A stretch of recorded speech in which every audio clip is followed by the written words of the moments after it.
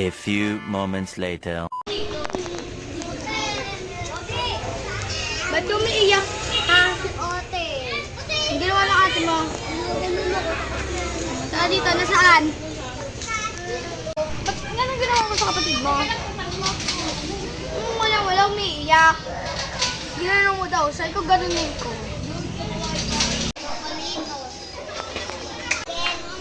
Bakit wala ako nagigyan sa'yo? Ano ginawa mo sa anak ko? Ako, inilala naman niya tong anak ko.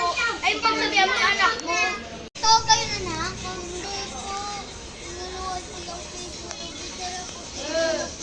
Tara mo. Ito po. Ba't mo ginaganyan yung anak ko? Ganyan naman, tama naman pala yung ginagawa niya. Bakit? Ba't mo Magsasayang silang pera eh. Sorry anak.